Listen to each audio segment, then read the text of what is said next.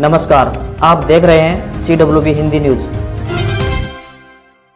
विक्रम संवत 2077 शक संवत 1942। आज आश्विन मास के कृष्ण पक्ष की 10वीं तिथि। तदनुसार शनिवार 12 सितंबर 2020 हम अपने दर्शकों का CWB हिंदी न्यूज पर स्वागत करते हैं। आज का विचार, शब्दों की ताकत को कम मत आंकिए साहब, क्योंकि छोटी सी हाँ और छोटी सी ना पूरी जिंदगी बदल देता है। पहली बार कांग्रेस की सूची से पूर्व मुख्यमंत्री भूपेंद्र सिंह हुड्डा पूरी तरह से गायब कर दिए गए हैं। पिछले 3 दशक में पहली बार ऐसा हुआ है कि कांग्रेस आलाकमान में भूपेंद्र सिंह हुड्डा साइडलाइन होते दिखाई दिए हैं। हरियाणा से एकमात्र रणदीप सिंह सुरजेवाला ही कांग्रेस आलाकमान पर मजबूत पकड़ के साथ उन 6 नेताओं में शामिल हो चुके हैं जो कांग्रेस अध्यक्ष को सलाह देंगे। जारी नई सूची में सबसे बड़े संकेत पूर्व मुख्यमंत्री भूपेंद्र सिंह हुड्डा को लेकर दिखाई दे रहे हैं। उन्हें सूची में कहीं भी जगह नहीं मिली है। ऐसा कई सालों में पहली बार हुआ है कि केंद्र की कांग्रेस की सूची में भूपेंद्र सिंह हुड्डा का नाम ढूंढने से भी नहीं मिल रहा है। उनके परिवार से केवल राज्यसभा सांसद दीपेंद्र सिंह हुड्डा को एकमात्र छोटी सी जगह मिली है, और वो भी कांग्रेस की ऑल इंडिया कमेटी में विशेष आमंत्रित सदस्य के रूप में। पूर्व मुख्यमंत्री भूपेंद्र सिंह हुड्डा के साथ ही पूरी सूची में किरण चौधरी और कुमारी शैलजा भी कहीं दिखाई नहीं दे रही, और ये भी अपने आप में एक अलग ही संकेत है। हरियाणा कांग्रेस अध्यक्ष कुमारी शैलजा ने कहा है कि केंद्र सरकार द्वारा लाए गए 3 कृषि अध्यादेशों के खिलाफ आवाज उठा रहे किसान, मजदूर व आड़तियों पर जिस प्रकार से कुरुक्षेत्र में लाठीचार्ज कर उनकी आवाज को दबाने का काम किया गया है, यह अंग्रेजी शासन की क्रूरता की याद दिलाता है। सत्ता के नशे में चूर भाजपा जज्बा यानी बीजेपी जेजेपी गठबंधन सरकार ऐसी दमनकारी नीतियां अपनाकर प्रदेशवासियों की आवाज को दबाना चाहती है। इस लाठीचार्ज की जितनी निंदा की जाए वह कम है। हरियाणा प्रदेश में सरकार बनने पर कांग्रेस सबसे पहले इन तीनों काले अध्यादेशों को रद्द करेगी। हरियाणा में शुक्रवार को 24 घंटे में 2388 नए मामले आने के साथ ही मौतों का आंकड़ा भी सबसे ज्यादा रहा। अब प्रदेश में कुल आंकड़ा 88,332 पहुंच गया है। वहीं कोरोना से अब तक कुल 932 मौतें हो चुकी हैं, जिसमें से शुक्रवार को 25 लोगों की जान गई है। अब तक कुल 68,525 लोगों को डिस्चार्ज किया जा चुका है और रिकवरी रेट 77.58% पहुंच गया है, जिसमें से 1820 को अस्पताल से छुट्टी मिल चुकी है।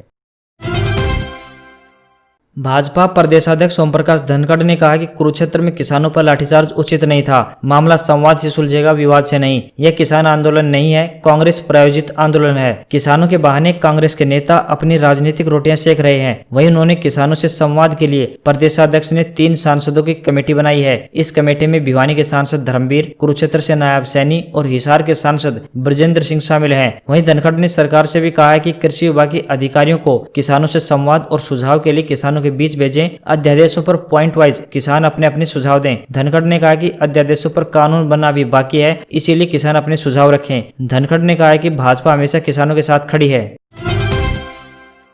हरियाणा विद्यालय शिक्षा बोर्ड द्वारा वार्षिक परीक्षा मार्च 2021 में आयोजित करवाई जाने वाली मिडिल, सेकेंडरी एवं सीनियर सेकेंडरी शैक्षिक व शिवमपाठी परीक्षाओं के आधार कार्ड में नवीनतम फोटो अपडेट करवाए जाएंगे। इसलिए विद्यालयों के मुखिया व विद्यालय परीक्षार्थी एवं शिवमपाठी परीक्षार्थी आवेदन फॉर्म भरने से पूर्व अपने आधार कार्ड में नवीनतम फोटो अपडेट करवाएं। बोर्ड सचिव ने बताया कि सभी जिला शिक्षा अधिकारी समय रहते अपने अधीनस्थ विद्यालयों को इस बाबत निर्देशित करें। सिरसा में किसानों ने उप मुख्यमंत्री दुष्यंत चौटाला के आवास का घेराव किया। किसानों ने चेतावनी दी कि अगर लाठीचार्ज किसके कहने पर की गई और इसमें कौन शामिल थे, इस बात की जांच नहीं करवाई गई तो आंदोलन और तेज कर दिया जाएगा और उप मुख्यमंत्री को किसी भी गांव में घुसने नहीं देंगे। इस दौरान पिछले 3 माह से धरने पर बैठे सुप्रीम कोर्ट द्वारा निकाले गए पीटीआई टीचर भी घेराव में शामिल हुए। इस अवसर पर किसान नेता ने कहा, अगर उप मुख्यमंत्री दुष्यंत चौटाला वास्तव में किसानों के सच्चे हितैषी हैं और उनकी पीड़ा को समझते हैं तो तुरंत प्रभाव से सरकार से इस्तीफा दे देना चाहिए।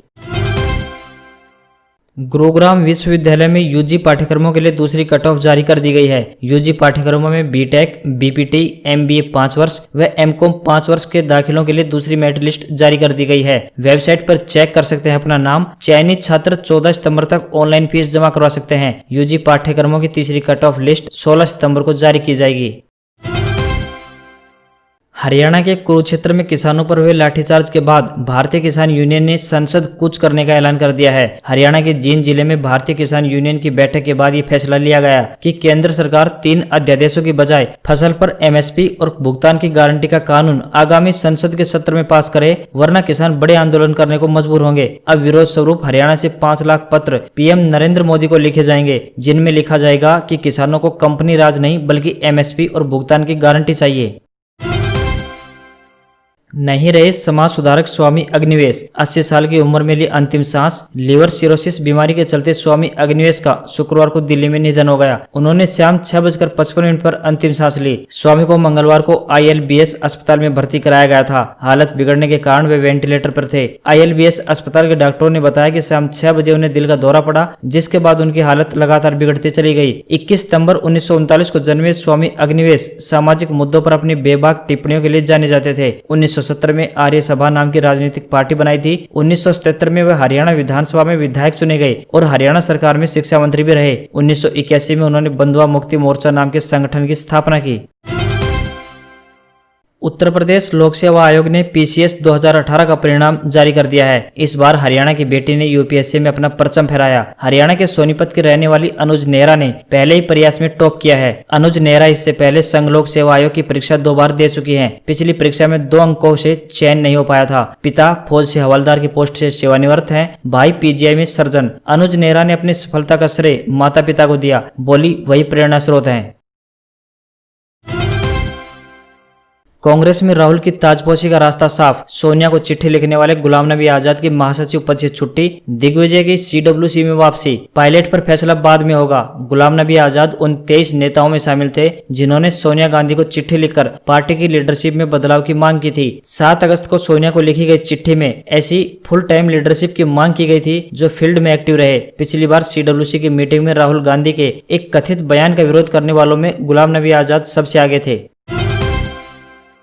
लद्दाख में तनाव। जिस जगह भारत चीन के सैनिक कुछ मीटर की दूरी पर हैं, वहीं मिलिट्री लेवल की मीटिंग हुई। दिल्ली में राजनाथ, डोभाल और जनरल राउत की मुलाकात। लेह में भारत और चीन की सेना के बीच तनाव लगातार बढ़ रहा है। यही वजह है कि इलाके में सेना के वाहनों की आवाजाही बढ़ गई है। 7 सितंबर को चीन ने भारतीय इलाके पर कब्जे की कोशिश की थी। इसके बाद चुशूल में लगातार 5 दिन से सैन्य स्तर की बातचीत जारी। चुशूल के करीब रेजांगला, लिचेनला, ब्लैक टॉप और गोस्वामी हिल पर सेना के कब्जे से बढ़त मिली। चीनी सैनिक भी यहाँ मौजूद हैं।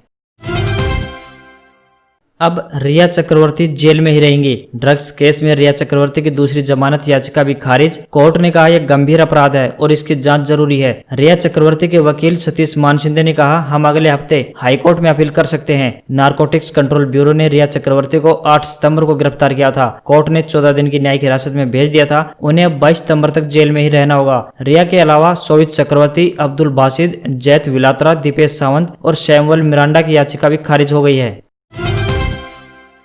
होम लोन पर राहत। घर खरीदने का सपना होगा पूरा। होम लोन लेने वालों को SBI समेत अन्य बैंकों से मिल रहे हैं स्पेशल ऑफर। ब्याज में भी मिलेगी छूट। योनो से होम लोन अप्लाई करने पर आपको 5 बेसिस पॉइंट की एक्स्ट्रा छूट दी जाएगी। भारतीय स्टेट बैंक 1 जुलाई 2020 से 6.95% ब्याज दर पर होम लोन दे रहा है। देश का दूसरा सबसे बड़ा बैंक यानी पंजाब नेशनल बैंक PNB अपने ग्राहकों के लिए फेस्टिव बोनांजा ऑफर लेकर आया है। इसके तहत लोन लेने पर अपफ्रंट प्रोसेसिंग चार्ज और डॉक्यूमेंट चार्ज नहीं लिए जाएंगे।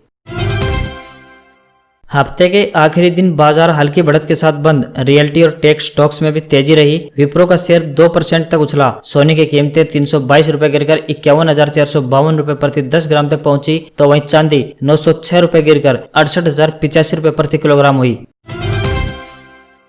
सरकारी नौकरी अपडेट्स। पंजाब नेशनल बैंक ने स्पेशलिस्ट ऑफिसर के 535 पदों पर मांगे आवेदन। 29 सितंबर तक ऑनलाइन करें अप्लाई। इन पदों के लिए आवेदन करने के योग्य और इच्छुक उम्मीदवार आवेदन की आखिरी तारीख तक ऑनलाइन अप्लाई कर सकते हैं। ज्यादा जानकारी के लिए कैंडिडेट्स जारी ऑफिशियल नोटिफिकेशन देख सकते हैं। इन पदों के लिए कैंडिडेट्स का सिलेक्शन ऑनलाइन टेस्ट और इंटरव्यू में प्रदर्शन के आधार पर किया जाएगा। सैलरी 31,705 रुपए से लेकर 45,950 रुपए होगी।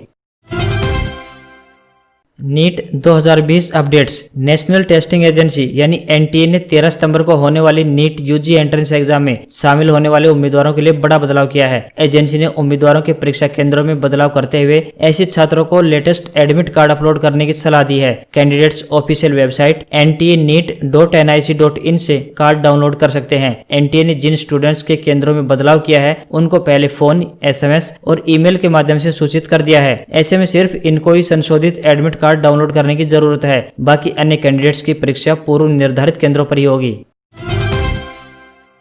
रात 11 बजे JEE मेन रिजल्ट घोषित, 24 स्टूडेंट ने हासिल किए 100%। गुजरात के निसर्ग चड्डा टॉपर। कॉमन रैंक लिस्ट में कट ऑफ 90.3765335% रही। ऑफिशियल वेबसाइट jeemain.nta.nic.in या ntaresults.nic.in पर देखे जा सकते हैं रिजल्ट। JEE मेन की फाइनल आंसर की जारी हो गई है। कैंडिडेट्स विषय के हिसाब से आंसर की वेबसाइट पर देख सकते हैं। लॉन्चिंग से पहले सामने आई 2020 महिंद्रा थार की कीमतें। नई महिंद्रा थार को 4 trim, x manual, x optional, LX manual और LX ऑटो में बेचा जाएगा। कंपनी का दावा है कि इसमें 165 किलोमीटर प्रति घंटा की टॉप स्पीड मिलेगी। इसका फ्यूल टैंक की क्षमता 57 लीटर की है। लीक हुई प्राइस लिस्ट के अनुसार ऑफ रोडर की शुरुआती कीमत 9.75 लाख रुपए होगी, जो इसके बेस्ट पेट्रोल मॉडल की कीमत होगी, और यह LX auto 4 seater hard top petrol variant के लिए 12.49 लाख रुपए तक जाएगी। हालांकि लीक हुई कीमतों के बारे में कंपनी ने कोई सफाई नहीं दी है और वास्तविक कीमतों के लिए हमें 2 अक्टूबर तक का इंतजार करना होगा। UAE के बाद इजराइल का दूसरा शांति समझौता। ट्रंप ने घोषणा की, इजराइल और बहरीन शांति समझौते के लिए सहमत। 30 दिन में खाड़ी देशों के साथ यह दूसरी डील। 1948 में आजादी के बाद इजराइल का किसी अरब देश के साथ यह सिर्फ चौथा समझौता है। राष्ट्रपति ट्रंप ने मध्यस्थता कर अगस्त में UAE यानी यूनाइटेड अरब अमीरात और इजराइल के बीच शांति समझौता कराया। पूरी दुनिया कोविड-19 महामारी की चपेट में है और अपने अपने तरीके से लड़ रही है। नॉर्थ कोरिया का मामला सबसे हटकर है। तानाशाह किम जोंग उन ने देश में कोविड-19 की रोकथाम के लिए चीन की तरफ से आने वालों को गोली मारने के आदेश दिए हैं। साउथ कोरिया में तैनात अमेरिकी फौज के कमांडर ने शुक्रवार को यह जानकारी दी। किम जोंग उन ने जनवरी से ही चीन से सटी सीमा बंद कर दी है, लिहाजा चीन से होने वाला उसका आयात भी 85% तक गिर गया है। चीन और नॉर्थ कोरिया मित्र देश हैं। किम कई बार चीन जा चुके हैं। नॉर्थ कोरिया ने अब तक एक भी कोविड-19 केस की पुष्टि नहीं की है। अब बात आज के इतिहास की। लॉर्ड कॉर्नवालिस आज ही के दिन 1786 में गवर्नर जनरल बना। 12 सितंबर 1959 को तत्कालीन सोवियत संघ का रॉकेट लूना 2 चांद पर पहुंचा। प्रसिद्ध संगीतकार शंकर जयकिशन में से जयकिशन का निधन 12 सितंबर 1971 को हुआ था। कुआलालंपुर में 12 सितंबर 1998 को 16वीं राष्ट्रमंडल खेलों का शुभारंभ हुआ। और अंत में एप्पल ने आज ही के दिन 2012 में iPhone 5 और iPhone 6 लॉन्च किया।